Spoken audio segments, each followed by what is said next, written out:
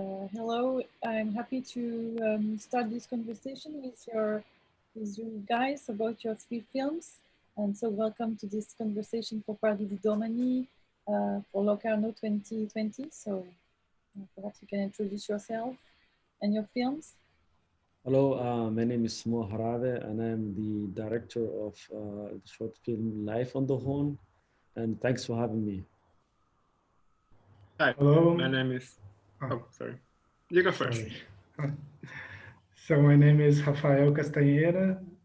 My film is Nambi. I'm also very happy to meet you guys. Hi, my name is Jonas Ulrich. I'm the director of Menschen am Samstag, and I'm really looking forward to this conversation. I watched your 3 films, which are very different. I don't know if you managed to see your films, the films of each other. So I wanted to try to find some general conversation between you, even if your films are very different, and also in a different category of cinema, even if I don't like this term at all. But so to start, I tried to qualify the perception I have when I watch your 3 films as if it was one screening, as if it was in a festival, really a screening in a festival. And even if they are completely different, I thought it was a very strong screening. What it creates, the kind of sensation it creates. And so I wanted to ask you first, what part in your films is the question of the sensation of the perception? Because when I watch them, each of them, even if it's completely different, put me in a very strong perception of your vision of the world. I mean, vision, it's vision, but also the sound is very important. And each of them, in very different way, put me in a very strong and quite hard, strong and in a dark way sometimes, perception of the world. So I wanted to ask you if this question of the perceptions of the world was a subject for you when you make your films. So I don't know if someone wants to start. So yeah, Mo.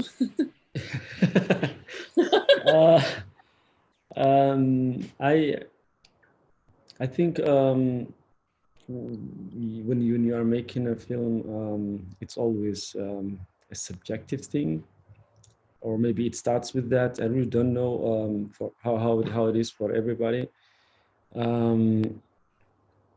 So it's a question that I've never asked myself, I think.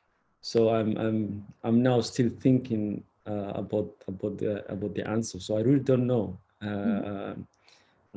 But I couldn't agree more with you about the 3 films.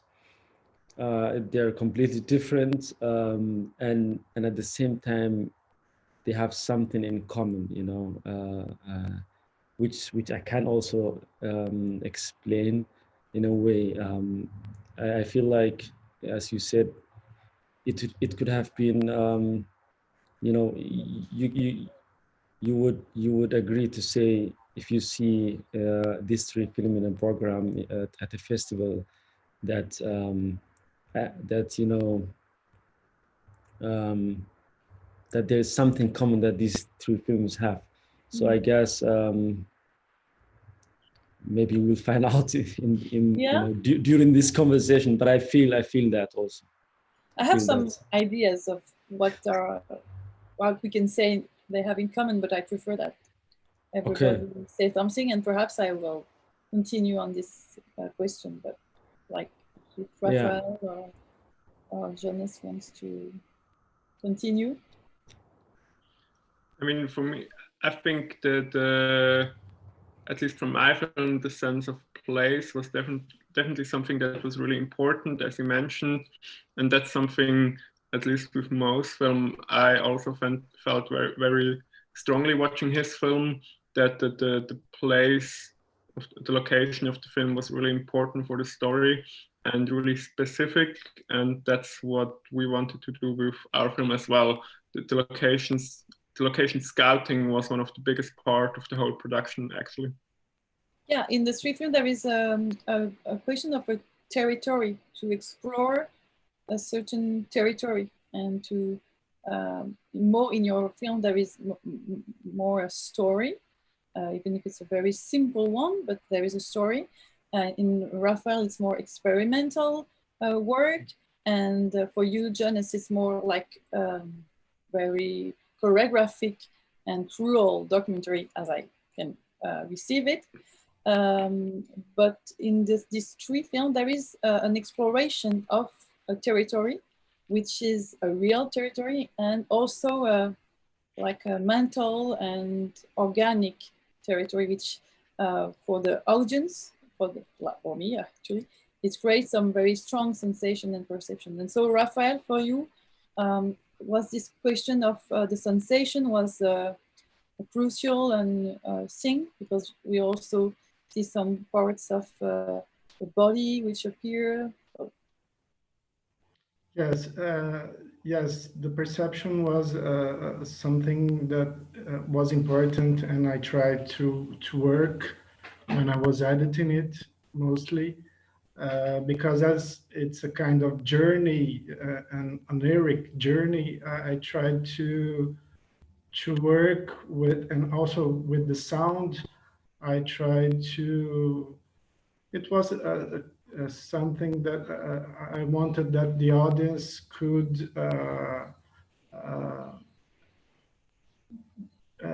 get in the film and the images of the film, and be linked into them. So it was something that I was searching for in the film. It was important for the sensations and this perception of things. It was something important for the film, I guess. And so, what was the more general question? But perhaps we can after come back to this question of perception of a territory. But what was for each of you the beginning of your idea or desire for your film? What with what question, what desire of cinema, of I don't know what, of saying something or make something feel. What was the beginning of your project? For me, it was actually I haven't planned like this film to make this film or to shoot this film. I was going to Somalia, and I wrote a script for a feature film that I wanted to pitch, and I thought I should go, which happened also in Somalia. So I thought I should go to Somalia, and just do some location scouting, so that when I'm pitching the story, I can show the people also the locations, so that they can, imagine. And then few weeks before I went, I thought about maybe I could, shoot a short film while I am there. And I had this topic of the film in mind, and and that's how it started, and then everything happened after that. So actually it was a spontaneous decision to make this film. It wasn't planned like you do normally. Yeah. So did you write a script before the shooting? No, I didn't write a script. I was actually writing I had the idea in mind, and and I used to and I had the scenes already in mind, but I didn't write anything. So that was also the idea for the film, not to have a big crew, or not to just to shoot it simple, and without even, um, having in mind that I will shoot a film. Like if you go to somewhere and just shoot the film. So I was writing the dialogues, between the shooting days. So, Okay. but I had in mind what the scenes were about in a way. Okay. So you knew the end of the film. I mean, you I knew the directions of the film. Yeah, exactly. I knew the line of the film, where it starts and where it's going, and everything else was just trying to see what happens while shooting the film. Yeah. Mm. Yeah. So Rafael or Jonas? Yeah, but I'm really, wait, Yeah. Brian. Yes. No, I'll ask that question later. Maybe they can answer. I have a question for both of them, but I will ask them later. Okay. So Rafael. I mean, I can tell from my side. In our case, it was a little bit a special way to approach a film, in the sense that we want to make a documentary film, but shoot it as a fiction film. And the beginning for the film, or the inspiration, was 100%, let's say, autobiographical, in the sense of it's all situations that I witnessed in daily life, and I wrote them down, and at some point I made a collection of the scenes, and I thought, oh, that would be like an interesting collage of scenes. And then the production was really weird in that way. We wanted to recreate things that really happened, and so it was like we wanted to have a documentary feeling, but it's not shot as a documentary, or mostly not. And of course some things happened during the shoot that we didn't expect, so the film also deviated from the script a bit. But the shooting process was a new land for me and for everybody in the team, but it was really exciting to do it. Yeah.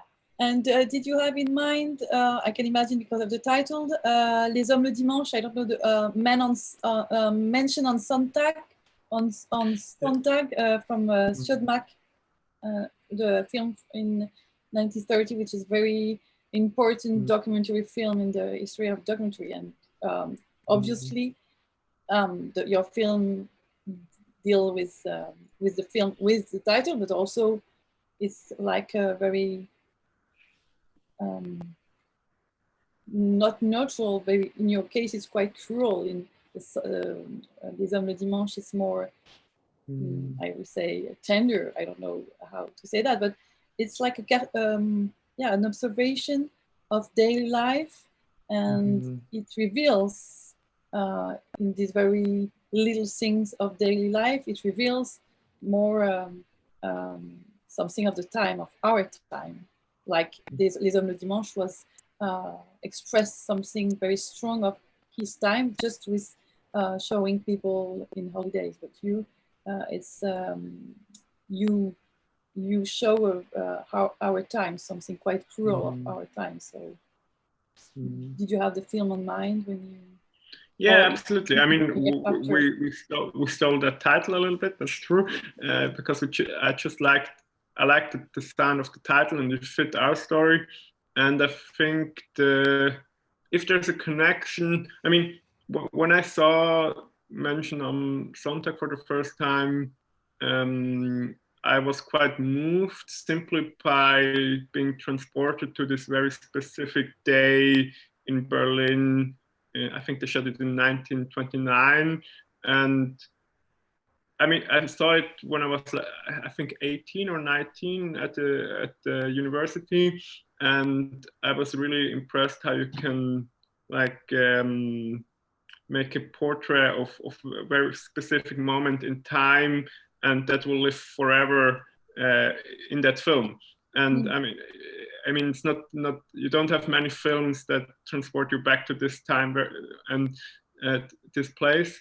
And so that was something we hoped to achieve a little bit with this short film, that we have like a specific moment in time. In this case, it's Zurich on a Saturday afternoon, 2019, and it's a little bit an outside perspective, so that even if you watch it in 100 years, it's still like you get the feeling without maybe understanding everything that happens, but it's something, it's an outside view of this specific time and these people.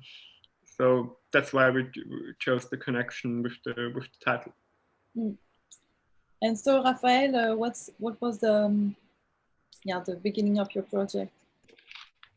Well, I wasn't planning to there wasn't a script or anything for when I started making it. I was reading about the myth of the Tupi-Guarani, the are indigenous people that live in all Latin America.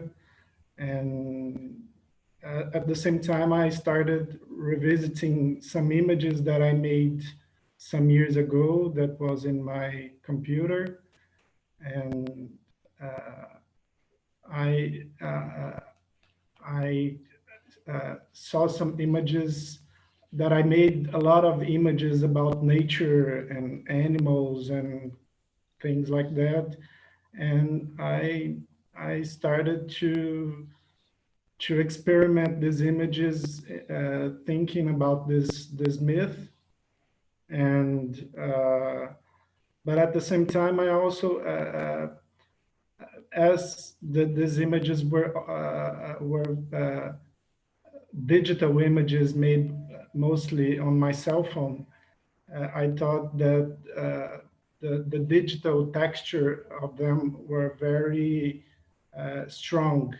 So I started experimenting with this texture, and it also became like a theme also for the film, because I thought it could bring different ideas for the film, and in a way it connected to this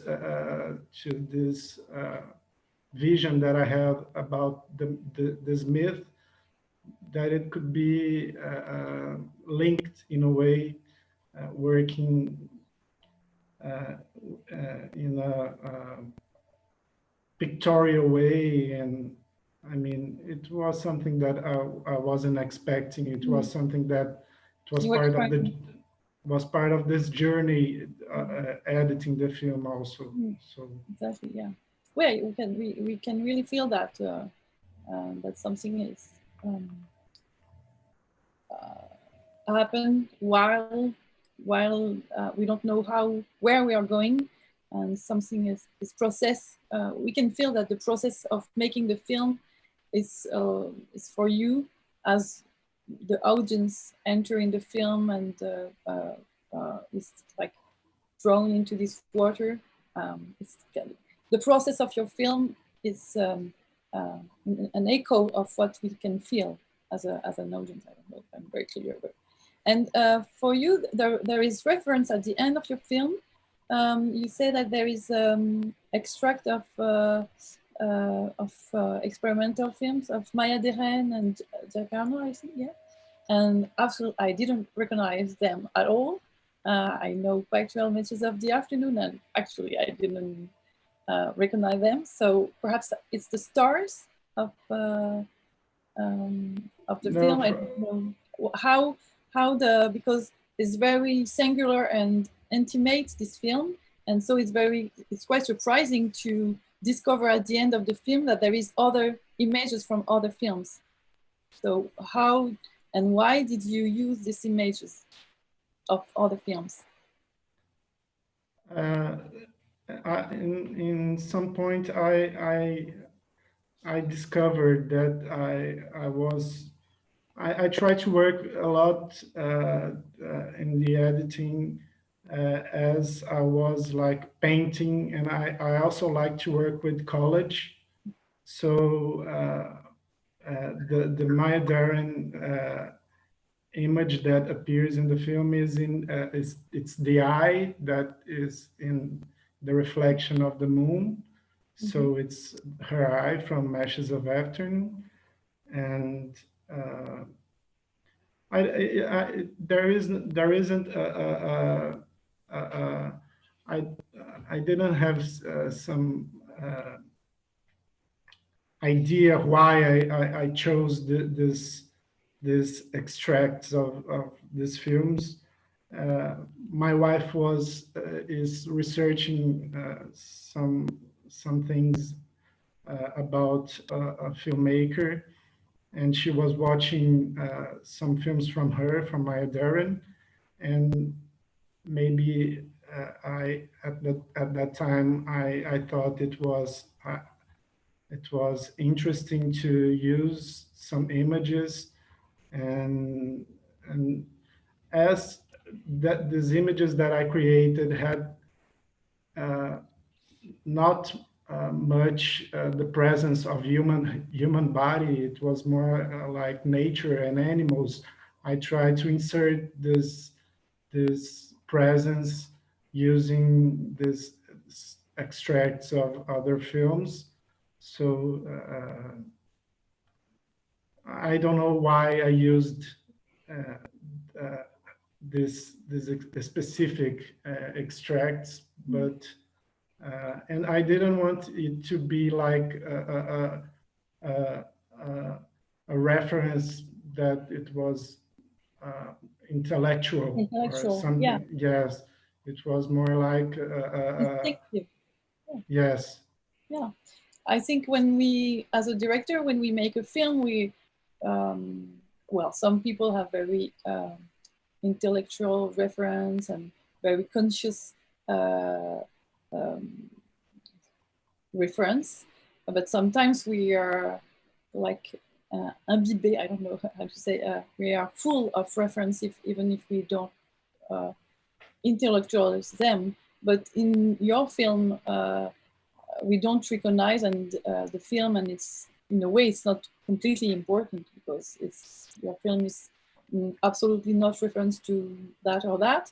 But when we know the work of Maya Deren, which is interesting with your film, is that there is really an echo with what she tried to do with she tried this question of the sensation. It's really something very important in her work, and how the body is always, even if it's a body, a united body, is completely diffracted and within the nature, and has the perception open the body to the nature, as if she became the another body or became an animal. There is really this kind of question of the metamorphosis in her work. And I think it's also something important in your film, this question of a body which is in the same way human, animal, nature in the same time. There is no more difference between animals. It's really like the inside of a body, and the body could be a body of an element of the nature, a body of an animal, a body of human. It's the same. And it's make an echo with her work, which is in a completely different aesthetic way, but this question is present also. Yeah, and so to try to continue with this question of even not intellectual reference, but like intimate, I don't know how to say, a reference. I wanted to ask you, Mo, I mean, it's not, I don't want to, you to think that like looking at your film with the history of cinema in my head. It's absolutely not that, but it creates some, some linked with history of cinema, and it's quite precious also to have this. And when it's your film, I really have the Western in my head, like John Ford films, for example. Yeah, absolutely. Yeah. So I wanted to ask you about the first shoot is a very John Ford short and very strong. So I wanted to see if it's not the same landscape, absolutely not the same kind of story, but you know, things circulate. I think, as you said before, there is so many references in our mind. Sometimes we don't, you know, consciously know that. But I had no idea, or what? No, I haven't. But I didn't have any plan or any reference for this film. So everything that you see in this film just happened as it happened. So there was no. I think I was lucky that if, you know, I didn't have any preconception. I didn't have any plan for the film. It was just like being there, and you know, just, you know, shutting on the camera and just, you know, shooting what was there.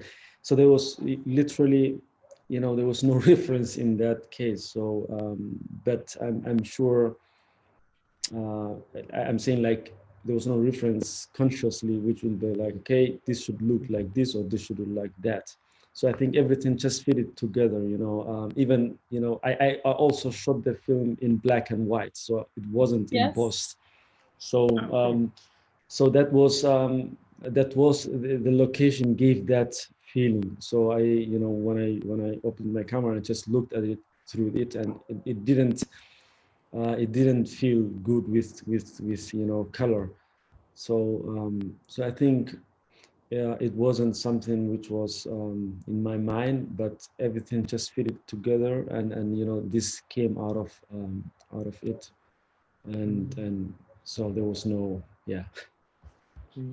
Yeah. And so in your 3 films, I think in a way I really like when I can feel that a film has its organic coherence, and sometimes when it's too planned, sometimes we can lose as a director what's happened during the process of shooting. And so I think in your 3 films there is this evidence of confidence of what happened, to follow what happened. And so the film has its own energy, the own direction, as a fate, like it's going, you know, in a direction very precisely, very strongly. But I think probably, I say that also as a director, it has to do with this absence of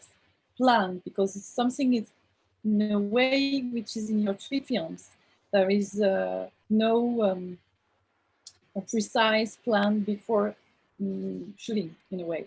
So I wanted to ask you, in this process, what was the part of the editing in this process?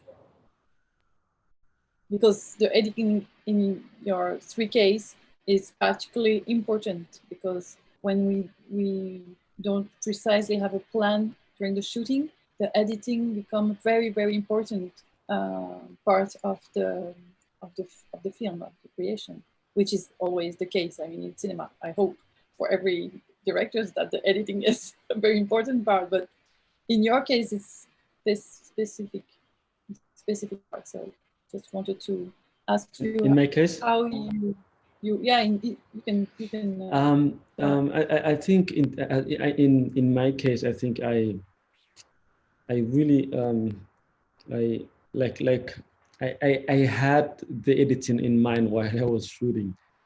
Not before, but after, you know, after I was, because it's almost like it's different kind of scenes, you know. It needs some kind of a rhythm, and I had to think about how I'm going to jump from this scene to that scene, or from this you know, location to that other location. So in that case, I had not all the time, but I had sometimes there are some, like, time jumps sometimes. So I had to think about, okay, which shot should I take from here to that, thinking about the rhythm of the film. But I could do that because I knew that I already shot the scene before, or the shot before. I already shot, and then I had like, we had 2 days break. Like you used to shoot one day, like 4 hours, something like that, not more than 4 hours, and then just let it be, and then wait for another 2 days and do other things in life, and then think about it. So in that, I had enough time to think about that. So in my case, I think the film almost like 60% of the editing was thought about while shooting. And then there were surprises during the editing, which always happens, because you thought about something, and then the editor does some magic, and then you give up your idea before, because this is much better than your idea. So the editing of this film was really smooth in a way. It wasn't. It was just finding the details of the rhythm of the shots, of the whole movie, and there were also a lot of like more, sometimes more footage, and not because they look great, not taking it for the sake of that into the film, just to know, okay, no, we don't need that much. This is enough, because sometimes when you have too much, it's a problem also, because you want to take everything in it. Yeah. Yeah, but it's interesting how the editing creates also like a sub perception of death. I don't know, my English is too poor to try to explain that, but for example, I have in mind the scene with the sound, when he take the sound, and this very strong, after he take the sound, he look at something that we don't see. You don't show us what he's looking, but we can imagine it's the form of the emptiness in the floor after he took the sound off the earth. I don't know if you, it's really because there is this question of death of the father with his, and for us it's very strong, this look of the young character, even if we don't see what he's looking, but this emptiness, like if it's a grave, it's a grave before the death, and it's very beautiful how it's happened, and how the death and the emptiness that death create appears. And I think your film with this ellipse between we don't really know what time, we don't know if it's 3 days after, 3 days before, we don't know actually. There is this very, the sensations of death and emptiness really comes with the editing. And I think in your films, the editing create very strong feelings. Also, I think also of Jonas, your film, the echoes, the different echoes that appears from different shootings. Sometimes it's direct, sometimes it's like there is a car, this awful and terrible scene with the woman who can't enter in her car, and it's like burlesque. I also think of Tati, with also the use of the sound, the much more cruel than in Tati's movies, but there is something like that, a situation which is absurd, but with very, very cruel, and the motive of the car, and just this, I think in my mind, the scene after is the scene in the cafe with the people who speaks with hands, the deaf people, and Absolutely. there is a car accident that we can't see. It's in the reflection, and I wanted to ask you if you discovered this, you create this thing at the editing, or if it was you have this relation before. One quick thing for beginning, just to what Mo said before, I just want to add, I really loved the editing in your film. Precisely, it was elliptical, as you said, and there was so much happening in between. And I hate movies when you always like see people entering the scene and coming out. And that was really, I felt that was really strong. And we had like just, okay, we cut there and he sits there and he looks, and I have to imagine what happened between this scene and the last scene. And also, I also had this really strong, I was reminded as well, like Safia, of really old Westerns in black and white, if that was consciously or not, but with the great shots of the clouds in the sky, there's a really strong John Ford or Howard Hawks feeling. And I mean, whether that was like intentional or not, for me, that was like, I felt it really strongly, and like the visual presentation and the shots you chose and the way you edited them, for me, that worked really well. Just thank you very much. Thank you very much. Thank you very much. Thank you very much. Thank you very much. And I have to, I have to add this question. I don't know if it's, but I have to add, no, or maybe I will ask later. You can answer this question. No, it's a good one. Yeah, but maybe I'll confuse him. So you can answer the first question, and then I will ask the questions that I have later. No problem. Okay. Please.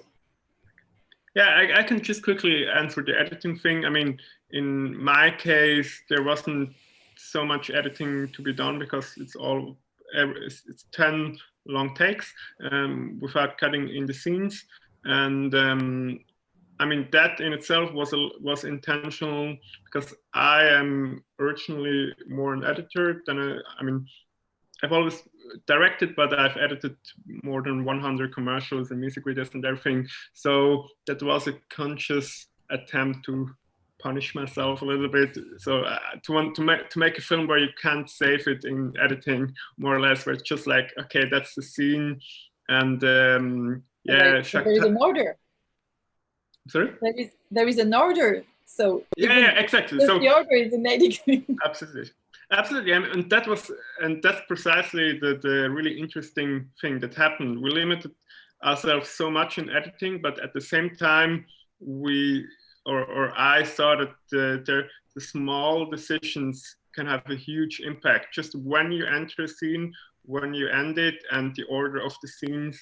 That was something.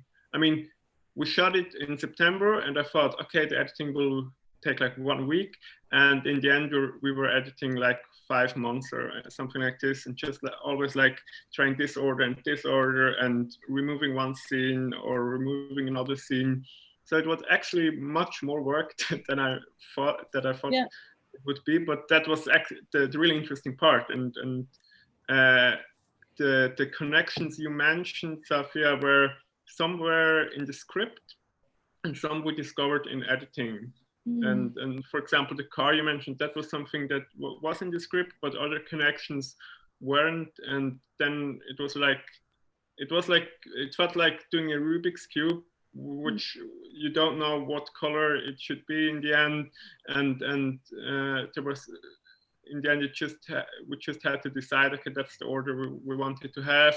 And I'm really happy with the decision, but it took a lot longer than we expected it to do. Yeah. Because there is this motif of the machine, humans and machine, like cars, a mobile phone, and people who never speak together, or when they speak together, it's by hand, and so they are in their world completely, like in a bubble, because for example, they don't notice the car accident because they don't hear it. In the difference of everybody else, but so there is. I don't know if yeah, the editing is very precise, but in each scene there is some echo with other scene because of this motif of the machine and the loneliness of each people in his own little scene. There is this always there is this feeling of loneliness and everybody is in little units, like and also the car is also this when I think it's the second or third shoot when there is the cars in the parking place and which one's that, sorry? I don't know the word, a parking place when there is the car waiting one after the other. Yeah. Exactly. And so it really gives this feeling of loneliness and each people alone in his own little bubble. So with also with the phone and the phone in the first scene, which we see coming back in different other scene, and until the end, it creates also a circle because we finished with the same scene, first scene. So that's cool. Yeah, I'm really glad to hear that. That's something I hoped to get in there in the film, and really glad to hear that it's something you felt. I love Playtime by Jacques Tati, and this feeling a little bit. I mean, we don't want it to be so comically. It's real, and it should have a documentary feel. But this mix of it's a little bit funny situations, but at the same time tragic and a little bit sad, and everybody's just doing her or his own thing without minding the other people. That was something that we hoped to achieve. Oh yeah, completely. I also, you know, I watched the film the first time I was watching it. I thought at the beginning it's that you just, you know, put the camera on the street. You know, I thought at the beginning, and then you know, during that scene where the two deaf people are talking to each other, and then there's this car accident. And I was still like, okay, now I think this can be that kind of coincidence. But I still believe that it's still not real. You know, it's not, staged in a way. And as at the end, when I saw the end credits and then I saw the casting, you know, that's where actually I realized that it's staged in a way, and that's and I was really like, man, this is really good, you know, because I thought the whole time it's the daily life, it's just the things that we don't normally look a little bit longer. You know, you could actually, that could be you sitting, or that could be any one of us sitting just anywhere in those scenes and just looking, as long as the camera is just, you know, looking, you know, or shooting that scene.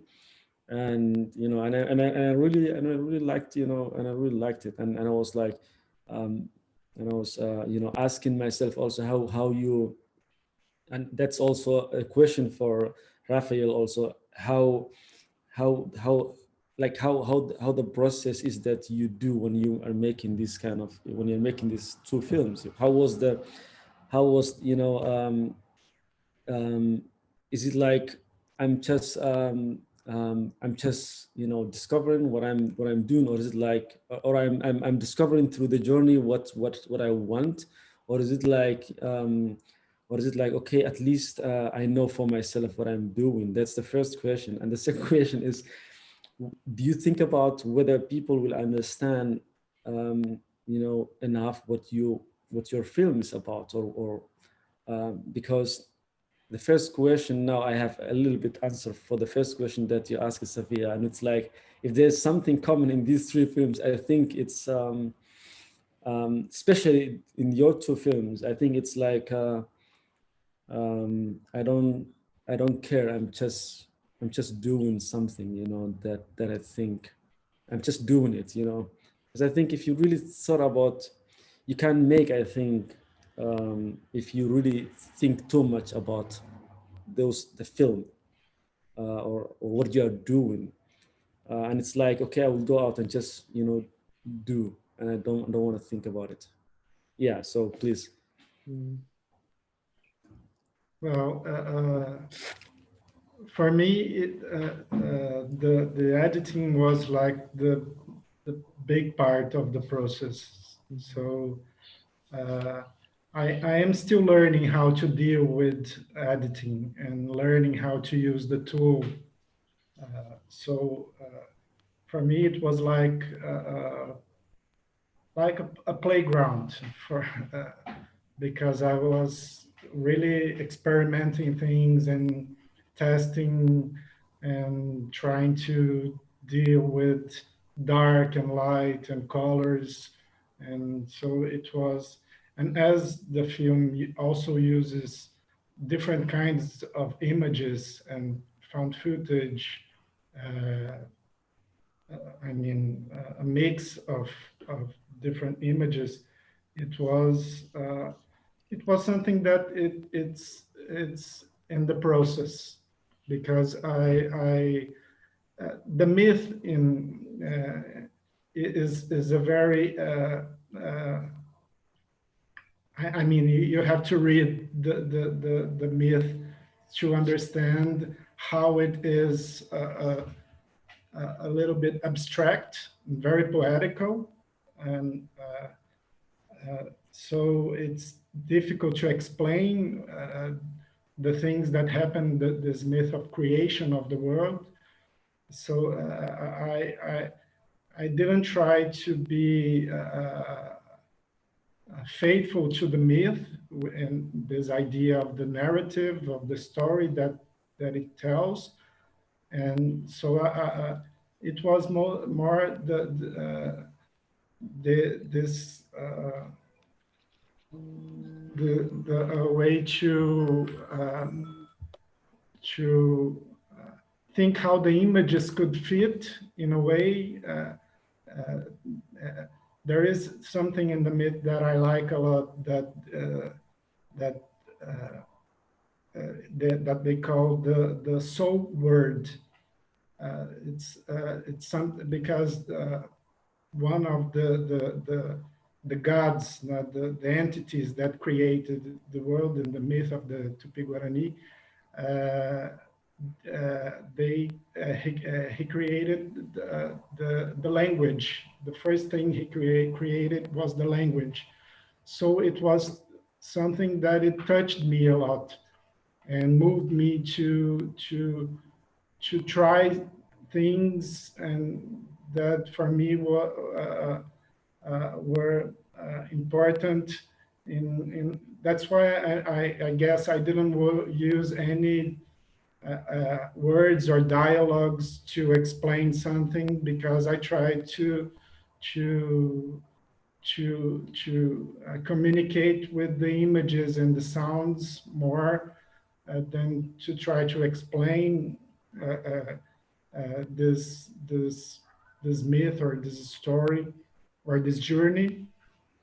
So it was, and also this idea of use the editing as a painter, not just putting the images side by side. It was important because I thought that I could create another world with these images, and to create the perceptions, as Safia said, and bring something new from them, because they were ordinary images that if you see them, they don't have anything special. So it was, and for me it was all it was all the time. I was discovering things. So it was for me, it was very interesting, and I learned a lot doing it because I could see the potential of the tool while editing. What could I do and what I couldn't do. So it was like something like this. And do you think Yeah. about, sorry. Yes, say that. I will say that after it. Yeah. And do you think about, Rafael, whether, because you said also you didn't want to put subtitles or dialogues or whatever. Do you think about, or did you thought about whether people will understand, or were you like free of that question? Because that I think is, at least I feel like you didn't care about that question. You were like, I'm just doing what I think. So I hope I didn't answer the question for you. Yes,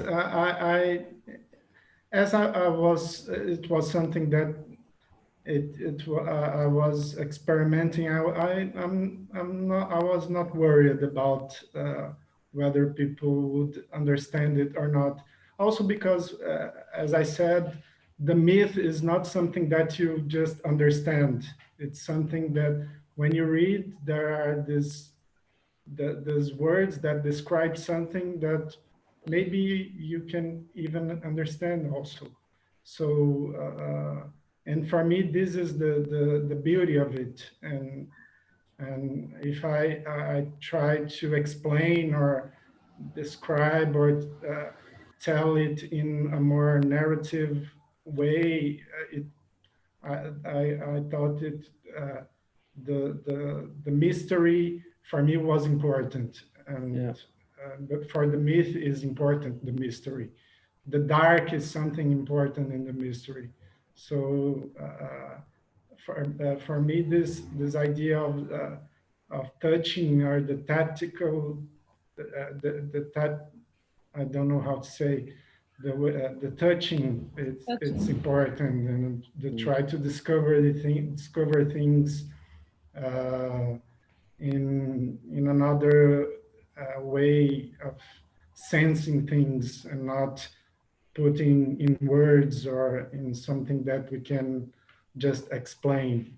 Yeah. I mean, But I have the feeling when I hear you speaking, I have the feeling that what's also make three films like even in their huge difference, there is something in common. It's perhaps that, as you said, Mo, that there is no explicit message, which is quite awful in cinema and actually in every kind of art. When there is an explicit message, something is, I mean, we don't care. We can read articles. So cinema is about how it something, an idea, or even if it's not conscious for the director. I think, well, I don't know, but when I make a film, for me, it's like you say, Rafael, a journey, an experience. And in a way, I don't know exactly what I'm doing. And sometimes at the end, when I see the film, I can understand something that I deal with, but I think this unconscious process is very important to keep. But for the audience, for me, what was very important in your films, it's that it makes each of your film make the audience very active. For example, for the look, you really have to. They ask us to I don't know how to say, but to watch very precisely the image, and for you, Jonas, because very precise shot, and we can see what's happening here or here. There is like layers in the shot. Rafael, there is layers which are one on the other, so it's also has to for you, Rafael, it's like if we are like blind at the beginning and something, a form appears and we try to catch this form with our view, and it's how we enter in the film. And I think if your films are so powerful for the viewer, even on a computer screen, which is not obvious because it's quite hard to enter in a film when we are not in a theater. I think it's that thing that it makes the audience very active, and because we don't have things given like I will exactly tell you what to see, what to understand, and so because the viewer is active, we receive it. It's the film enter in us more. We can't stay distant because we have this powerful link, because we have to be active, and we have to be active because it's not obvious. But it's sometimes it's not obvious, and we just don't understand anything because the film is like too not generous. I don't know how to say that, but not they don't know, they don't give us the way to enter it. But your films are like if it's make us enter in the film by looking very precisely at what happened, and also the silence, the quality of silence, and also the quality of the length. You are not afraid of install a duration, very like contemplative duration. I don't know if you understand. And it's also what you're very confident of your duration, and so it makes the audience really active also because of that. Thank you. Thank you. So thank you. I don't know if you want to say something. I've just a quick question to Rafael. Just that I get the context right. That the myth is an Aboriginal tradition of the rainforest people, or where does it come from? The Guaranis are different kinds of indigenous people in Latin America. So there are a lot of different people based in different places in Latin America, but they have the same myth of origin, as we can say. So it's the myth that I read, it's more the Mbia Guarani, but there are the Chacos in Paraguay. There are many. So the name of the film maybe it means different things. It means basically the same thing. If we can translate, it's interesting also because the language, the Guarani language is interesting because the words can mean a lot of things, not only one thing. So it's something that it was interesting for me also, but I mean, it is the myth of these people, of these indigenous people. Yes, of the rainforest, sure. Okay, so it was great to see your film and to have this conversation. So thank you more, Rafael and Jonas. It was great to speak with you about your films, and I was very happy to discuss them. So thank you very much for this conversation. Thank you very much. Thank you. Thank you so much. Thank you, Safia.